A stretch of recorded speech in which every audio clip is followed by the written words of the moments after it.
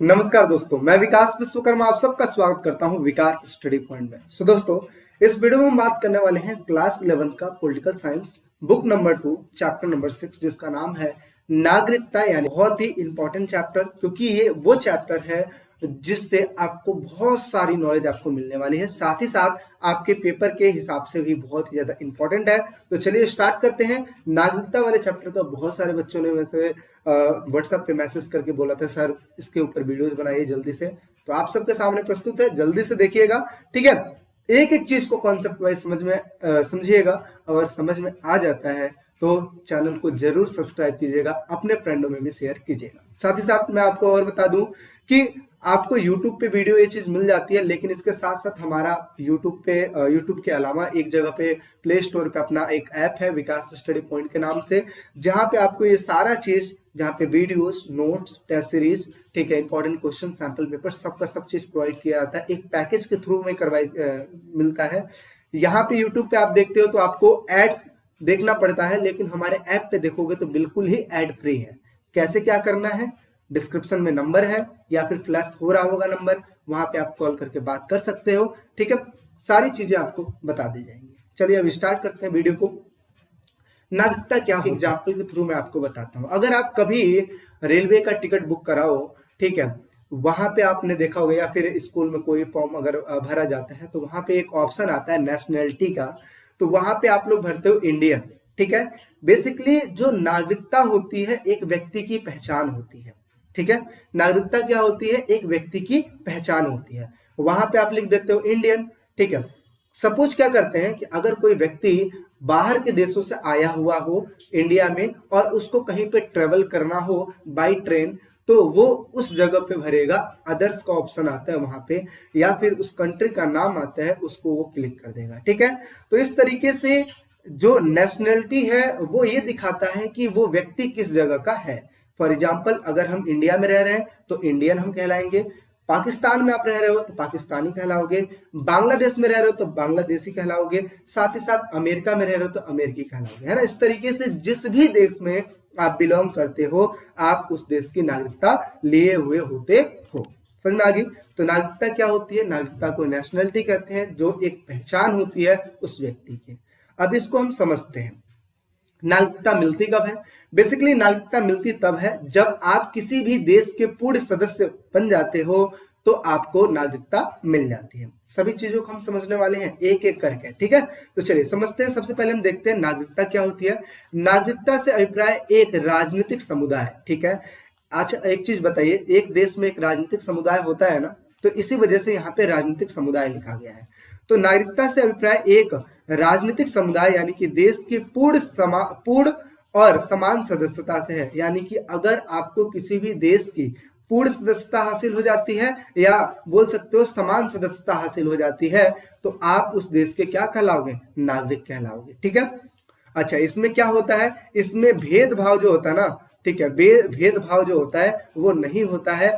हर राष्ट्र अपने सदस्यों को एक सामूहिक राजनीतिक पहचान के साथ ही कुछ अधिकार देता है, ठीक है। इसका मतलब ये है कि अगर आप किसी भी देश के पूर्ण सदस्य हो और आप किसी देश के पूर्ण सदस्य होते हो, तो वो देश आपको कुछ आइडेंटिटी देता है, ठीक है। फॉर एग्जांपल, अगर मैं इंडिया में हूं और मैं 18 साल के ऊपर हूं, तो मुझे एक वोटर आईडी कार्ड मिलता है कि मैं इंडिया के सरकार को चुन सकता हूं या फिर उसमें पार्टिसिपेट कर सकता हूं। तो क्या मिला है मुझे, आइडेंटिटी मिला हुआ है, ठीक है।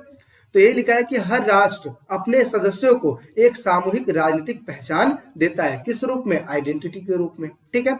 इसलिए हम राष्ट्र के आधार पर स्वयं को भारतीय कहते हैं, या फिर जापानी कहते हैं, या फिर जर्मन कहते हैं। समझ में आ रही बात है मैं क्या समझा रहा हूं। अगर आप किसी भी देश के पूर्ण सदस्य होते हो तो आपको उस जगह की नेशनलिटी मिल जाती है, नागरिकता मिल जाती है, जिसके थ्रू आप ये कह सकते हो कि मैं इंडियन हूं, या फिर मैं भारतीय हूं, या फिर मैं जापानी हूं, या फिर मैं जर्मन हूं। इस तरीके की बातें कह सकते हो।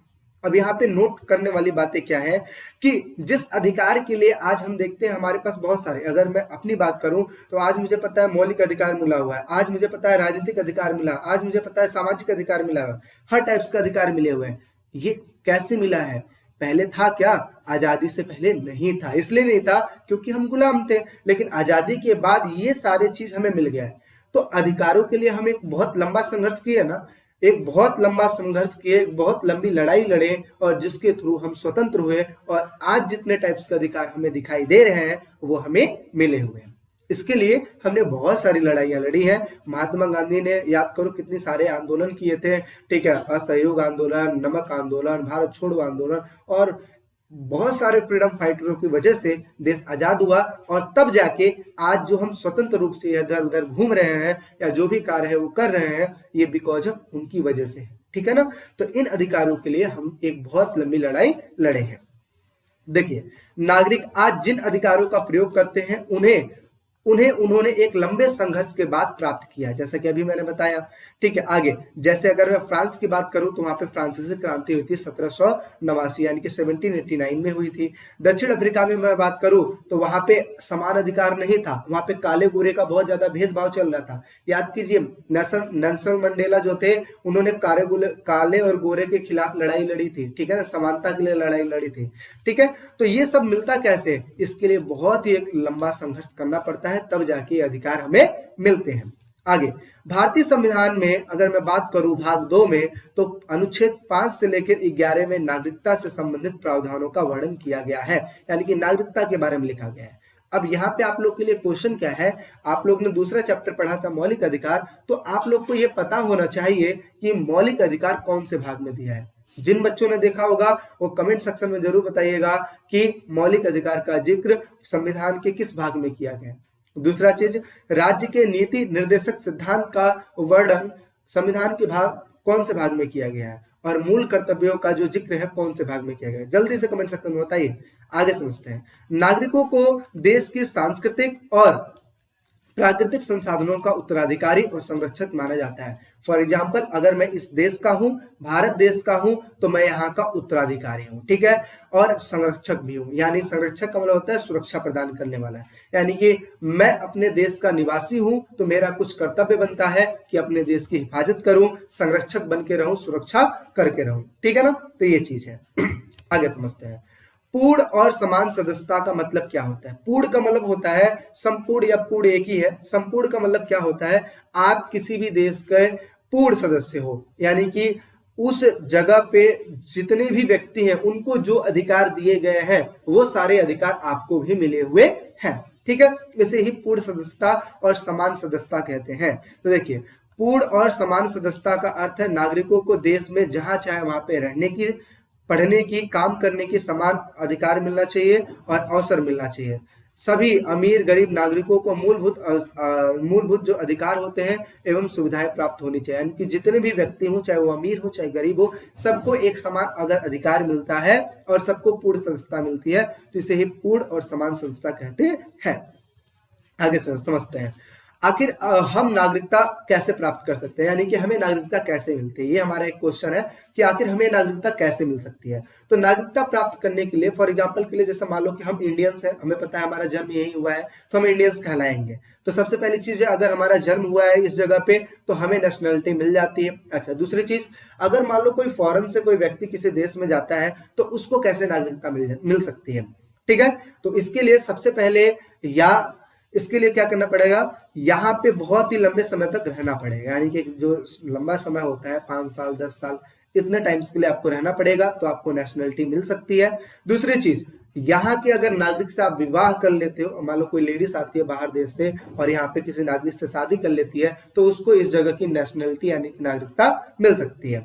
आगे, किसी जगह पर संपत्ति खरीद लेने पर, यानी कि कोई व्यक्ति यहाँ पे आ जाता है और संपत्ति खरीद लेता है, तो उसको यहाँ की नेशनलिटी मिल जाती है। आगे, अगर यहाँ पे गवर्नमेंट सेवा कर लेता है, यानी कि एक तरीके से बोलो कि सरकारी जॉब लग जाती है उसकी, तो इस तरीके से वो भी यहाँ की नेशनलिटी प्राप्त कर सकता है। साथ ही साथ अगर कोई व्यक्ति ऐसा है जो विद्वान है, तो आप भारत के ही नहीं बल्कि किसी भी देश के वो मतलब नागरिक बन सकते हो। फॉर एग्जांपल के लिए, अगर मान लो कोई साइंटिस्ट है, तो जाहिर सी बात है सभी देश चाहेंगे कि ये मेरे देश का नागरिक हो तो ज्यादा अच्छा रहेगा, क्योंकि अपने देश के लिए काम करेगा, है ना। तो इस सिचुएशन में आपको नागरिकता बहुत ही इजिली मिल सकती है, ठीक है।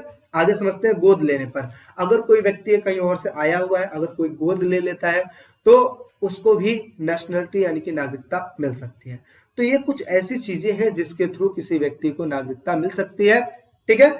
आप ही हो, अगर किसी दूसरे देश में जाते हो तो ये सारे जो कंडीशंस वगैरह होते हैं उन सब चीजों को फुलफिल करोगे तो आपको नागरिकता मिल जाएगी।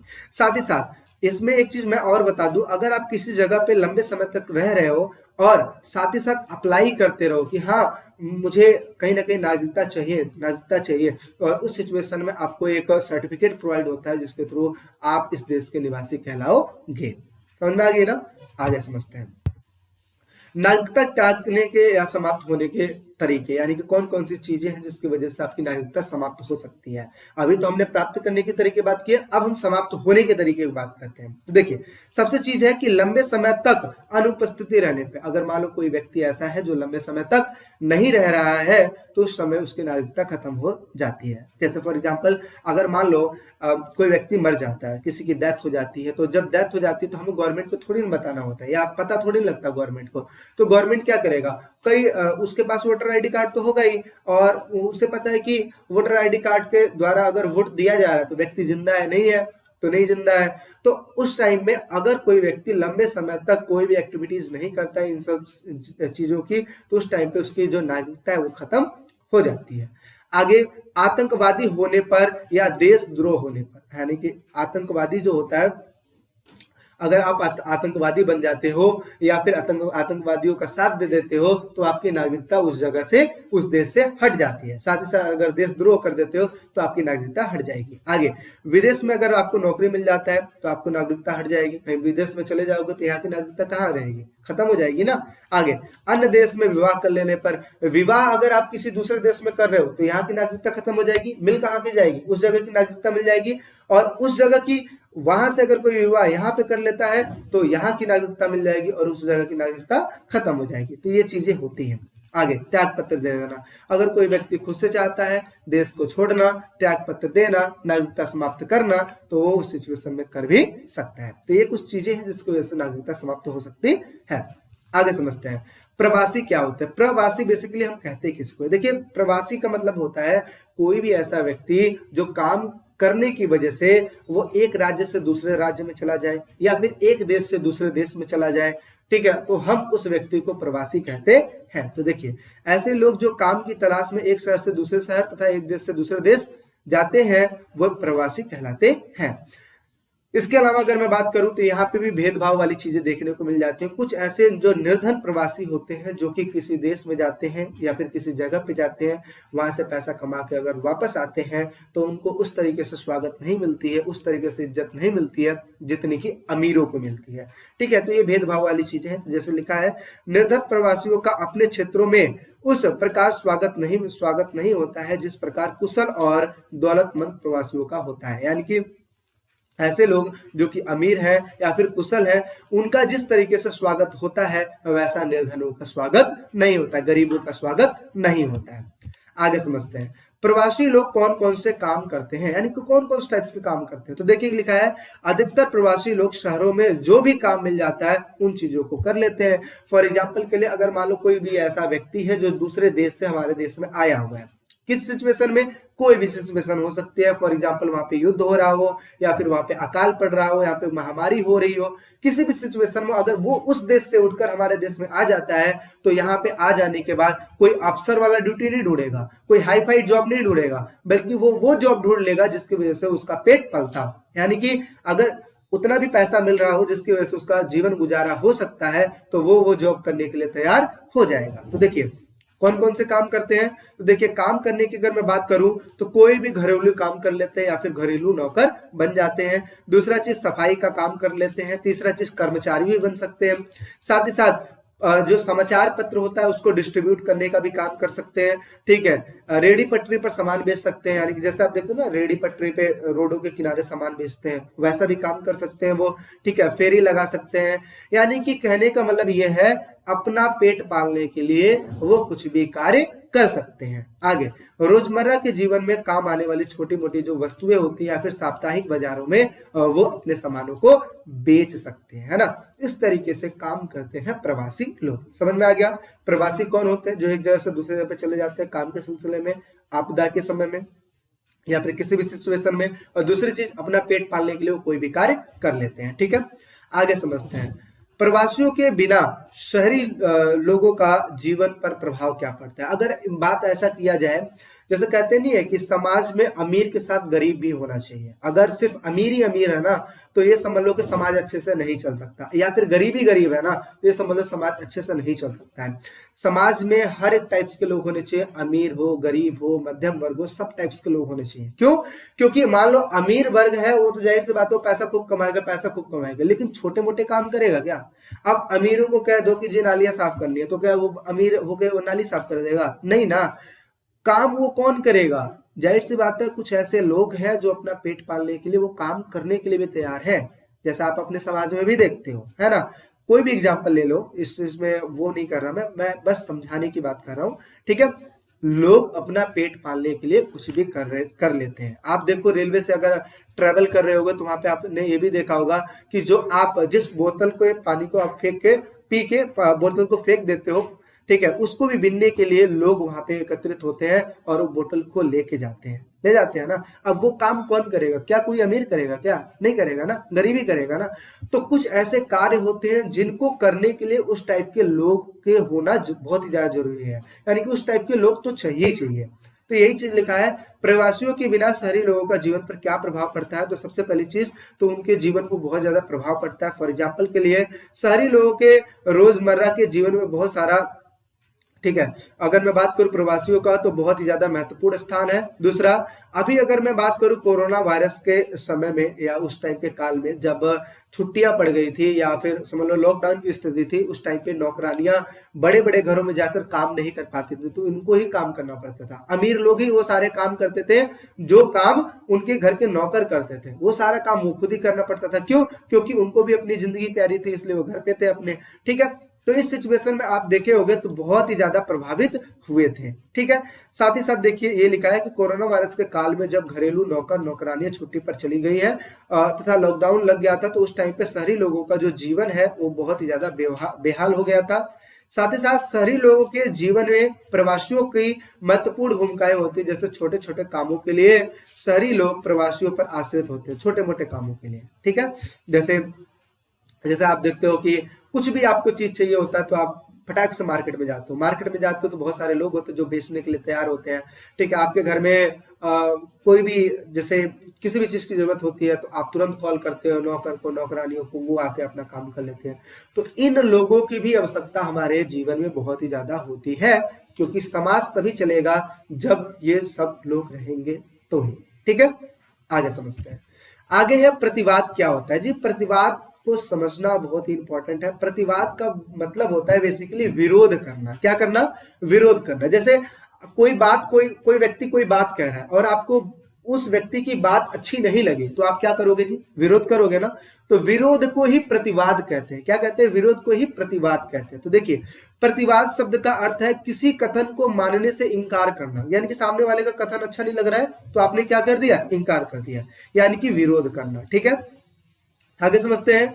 प्रतिवाद का अधिकार, यानी कि जो हमारा संविधान है वो प्रतिवाद का भी अधिकार देता है। फॉर एग्जांपल, जैसे अगर गवर्नमेंट कोई भी ऐसा कार्य करती है जिसकी वजह से समाज के लोगों को बहुत ही ज्यादा ठेस पहुंचता है, तो उस सिचुएशन में हमारे पास प्रतिवाद का भी अधिकार होता है कि हम गवर्नमेंट के खिलाफ या किसी व्यक्ति या किसी समाज या फिर किसी व्यक्ति के खिलाफ हम प्रतिवाद कर सकते हैं, ठीक है। समझ में आ रही बातें? तो देखिए, प्रतिवाद का अधिकार हमारे संविधान द्वारा सभी नागरिकों को प्रदान किया गया है और जिसमें हम स्वतंत्र रूप से अपनी अभिव्यक्ति कर सकते हैं, लेकिन हमें यह ध्यान भी रखना होगा इससे किसी दूसरे लोग या किसी राज्यों के जीवन और संपत्ति को क्षति नहीं पहुंचनी चाहिए। यानी कि कहने का मतलब यह है कि हम वो कार्य करें, ठीक है, ऐसा प्रतिवाद करें, ऐसा विरोध करें जिसकी वजह से किसी निर्दोष के जीवन पर कोई भी प्रभाव ना पड़े। यानी कि काम भी हो जाए, कहते नहीं है कि सांप भी मर जाए और लाठी भी ना टूटे। यानी कि गवर्नमेंट ने जो कार्य किया है उसके खिलाफ आप प्रतिवाद कर रहे हो,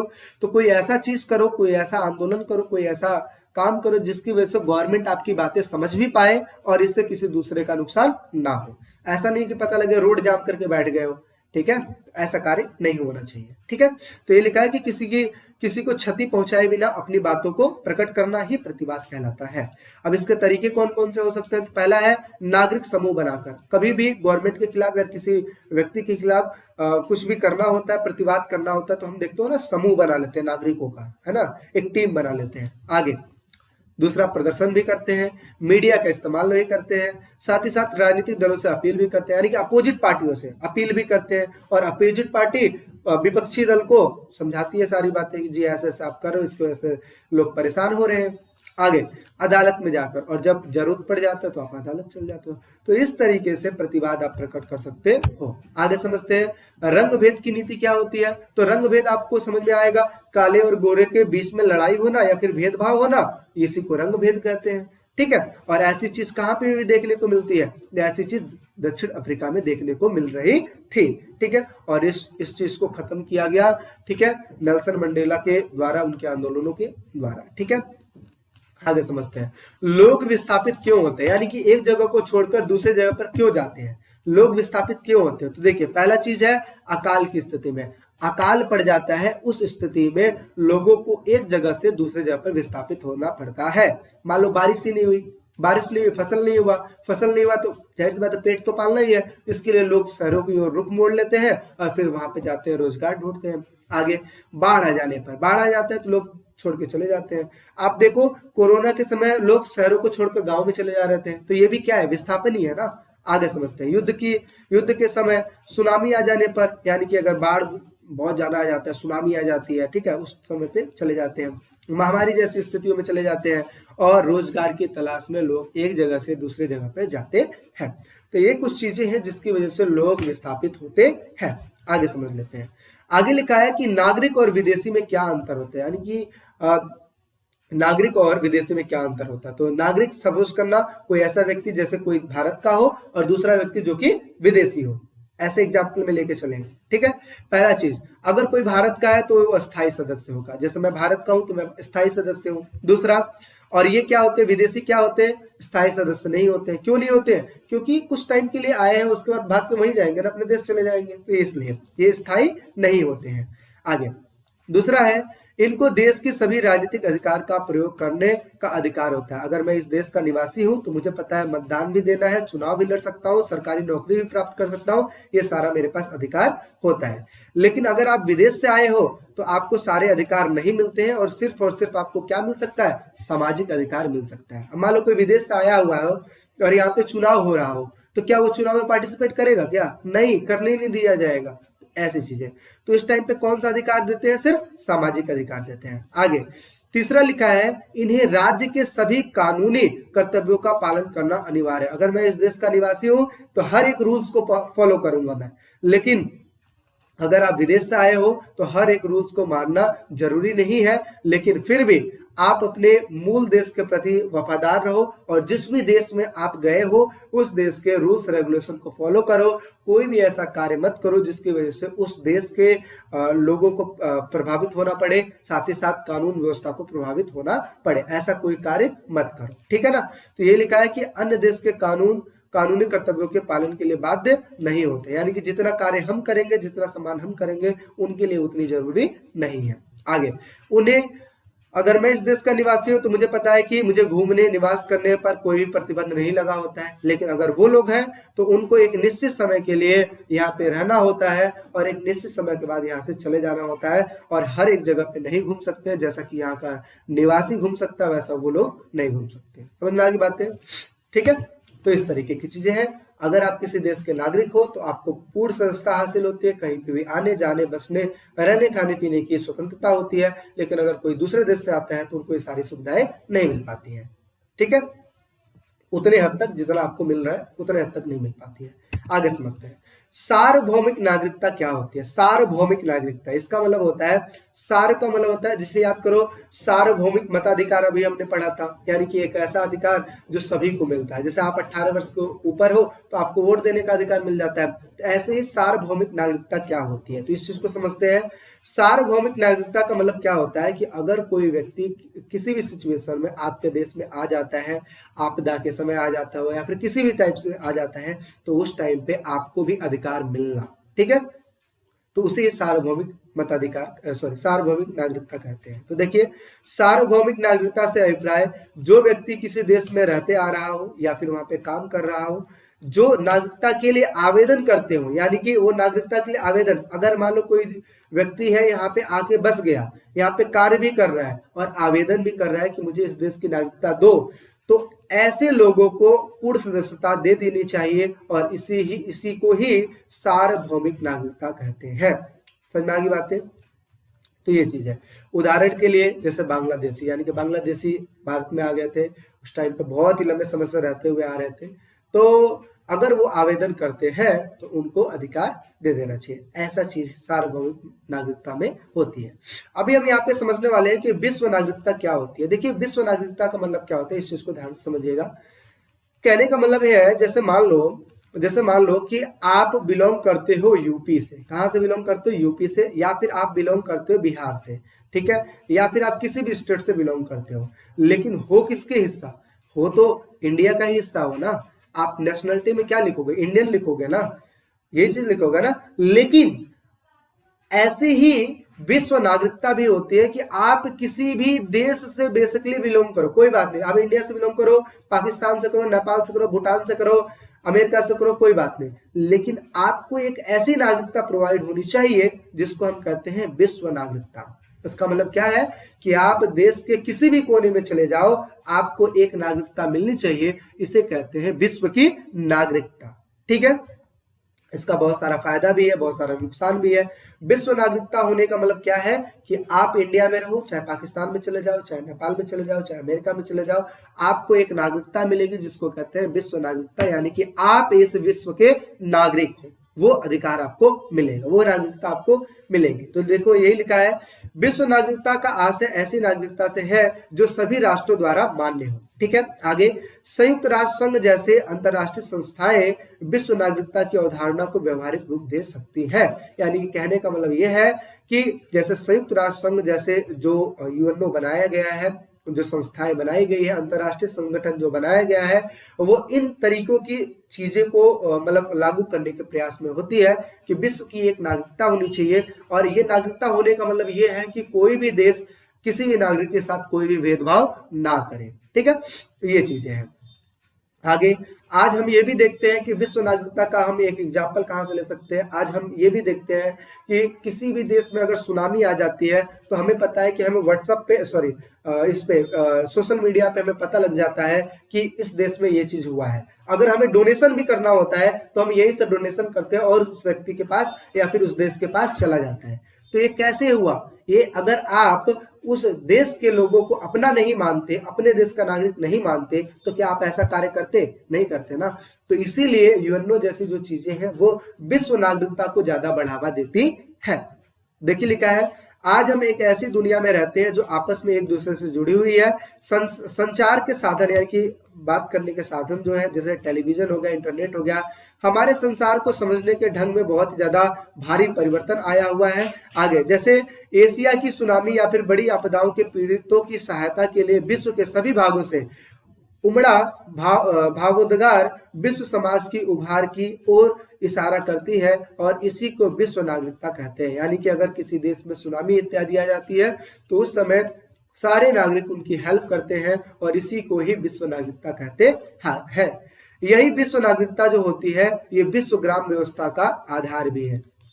यानी कि अगर आप देखो, जो अपना विश्व है, जो कि नेट पे अगर देखे, सोशल मीडिया पे देखे या फिर गूगल पे देखे, तो हमें समझ में आता है इतना बड़ा हमारा देश है ना, इतना बड़ा हमारा विश्व है, हम कहते हैं ना। लेकिन आज सोशल मीडिया के दौर में सब लोग एक दूसरे के पास आ गए हैं, because of internet, because of phone, इन सभी चीजों की वजह से लोग एक दूसरे के पास आ गए हैं। यानी कि आज आपको अमेरिका भी जाना है तो आपको पता है उतना समय नहीं लगेगा जितना बहुत पहले लगता था। ठीक है, लोगों को अगर दिल्ली से मुंबई जाना है तो 3-4 घंटे में चले जाएंगे, है ना। इस तरीके से लोग एक देश से दूसरे देश में भी जाते हैं। तो ये कैसे पॉसिबल हो पाया है? टेक्नोलॉजी के थ्रू हो पाया है। और इसकी वजह से अगर हम देखें तो हमारा जो विश्व जो बहुत पहले बहुत बड़ा था, वो अब एक छोटा सा बनता जा रहा है, क्योंकि हमारे पास टेक्नोलॉजी है। समझ में आ गई विश्व नागरिकता? आगे बात कर लेते हैं। आगे है विश्व नागरिकता के लाभ। क्या लाभ होते हैं विश्व नागरिकता के? तो समझिए, इससे विश्व नागरिकता होने की वजह से क्या होता है, इससे राष्ट्रीय सीमाओं के दोनों तरफ न कोई उन दिक्कतों का सामना करना बहुत ज्यादा सरल हो जाता है जिसमें बहुत से देशों की सरकारों और लोगों की संयुक्त कार्यवाही की जरूरत होती है। फॉर एग्जाम्पल के लिए, अगर कोई यहाँ पे व्यक्ति है जो कि पैसा लूट के दूसरे देश में भाग गया, अब दूसरे देश में अगर चला गया तो उस देश के सरकार का कर्तव्य ये बनता है कि उस व्यक्ति की पहचान करे और पहचान करने के बाद इस देश को, इस सरकार को, ठीक है, सूचना दे कि ये व्यक्ति आपके इधर से पैसा लेकर हमारे देश में आया है। और ये कब हो सकता है, ये विश्व नागरिकता होगा तो ही पॉसिबल हो पाएगा, अदरवाइज नहीं हो पाएगा। ठीक है, आगे इसमें प्रवासी या फिर राज्यविहीन लोगों की समस्याओं का सर्वमान्य निपटारा कर पाना बहुत ही ज्यादा आसान हो सकता है। जैसे विजय माल्या का जो मामला था, ठीक है, वो इस तरीके से, जैसे अभी मैंने एग्जांपल बताया ना कि कोई व्यक्ति कहीं पे भी चला जाता है तो उस सिचुएशन में पकड़ा जाना बहुत ही ज्यादा इजी तब होगा जब विश्व नागरिकता होगी। तो आगे समझते हैं शरणार्थी क्या होते हैं। शरणार्थी बेसिकली कोई भी ऐसा व्यक्ति जो कि विपदा के समय एक देश को त्याग करके, एक देश को छोड़कर के दूसरे देश में चला जाता है, उसे शरणार्थी कहते हैं। तो देखिए, विस्थापन के कारण जो लोग न तो घर लौट सकते हैं और न ही कोई देश उन्हें अपनाने को तैयार होता है, वे राज्यविहीन होते हैं, उन्हीं को शरणार्थी कहते हैं। यानी कि घर से तो निकल गए, दूसरे देश में गए तो वो भी एक्सेप्ट करने के लिए तैयार है नहीं, तो वो क्या होंगे, शरणार्थी होंगे। यानी कि वो किसी भी तरीके से अपना जीवन यापन करेंगे शिविर वगैरह में। ठीक है, आगे समझते हैं इनकी क्या समस्याएं होती है। तो समस्याएं, सबसे पहले चीज तो ये है कि ये दूसरे देश में जहां पे जाते हैं वे वहां पे स्वीकार नहीं करते, यानी कि सामने वाला उसे स्वीकार नहीं करता है। आगे वे क्या करते हैं, शिविरों में अवैध प्रवासी के रूप में अपना जीवन बिताते हैं। कैसे, शिविर में जैसे कैंप लगा लिया, उस तरीके से सड़कों के किनारे अपना घर बसा लिया। ठीक है, अवैध प्रवासी यानी कि इसको कानूनन अधिकार नहीं है। अगर कोई सड़कों के किनारे रह रहा है तो इसका मतलब ये नहीं कि उसके पास कानूनन अधिकार है कि वो वहां पे रह सकता है, नहीं, वो समझ लो अवैध तरीके से रह रहा है। ठीक है, तो ऐसे रहने के लिए वो विवश हो जाते हैं। वे अपने बच्चों को पढ़ा लिखा नहीं पाते, उतनी अच्छी सुविधाएं नहीं दे पाते जितनी देनी चाहिए, आगे संपत्ति अर्जित नहीं कर पाते। ये सारी समस्याएं हैं। समझ में आ गया, आगे समझ लेते हैं बाहरी समस्या क्या होती है, भीतरी समस्या क्या होती है। तो एक देश को दूसरे देश से खतरा जो होता है ये बाहरी समस्या होती है, और भीतरी समस्या क्या होती है, एक देश के अंदर जो समस्याएं होती है उसे भीतरी समस्या का नाम दिया जाता है। जैसे मान लो गृह युद्ध हो गया एक देश के अंदर, या आंदोलन हो गया, तो ये घर की बातें हैं, तो इसे भीतरी समस्या कहते हैं। और बाहरी क्या होता है, दूसरे देशों से युद्ध करना, ठीक है, लड़ाई हो जाना, तो ये बाहरी समस्या में आती है। कुछ ऐसी समस्या होती है जो बाहरी और भीतरी दोनों होती है। जैसे महामारी, आपको पता है किसी एक देश की तो होती नहीं है, ये हर देश में। कोरोना वायरस क्या किसी एक देश का है क्या, नहीं, हर देशों में फैला हुआ है। तो इस तरीके से है। ठीक है, तो ये था इसका पहला पार्ट। आई होप सो आपको अच्छा लगा होगा पहला पार्ट। ठीक है, सेकंड पार्ट ज्यादा लंबा नहीं है, थोड़े से में उसको सिमटा देंगे। और ये जो है पार्ट आपको पता है कितना ज्यादा इंपॉर्टेंट था, क्योंकि एक एक चीज को मैं बहुत ही ज्यादा ना डीप में जाकर चीजों समझाया हूं। तो आई होप सो आपको अच्छा लगा होगा। अच्छा लगा है तो लाइक कर दीजिए, शेयर कर दीजिए और सब्सक्राइब जरूर कीजिएगा। और ऐप को डाउनलोड जरूर कीजिएगा, वहां पे सारी फैसिलिटी आपको इजीली मिल सकती है। तो मिलते हैं एक नेक्स्ट वीडियो में, अभी के लिए टेक केयर।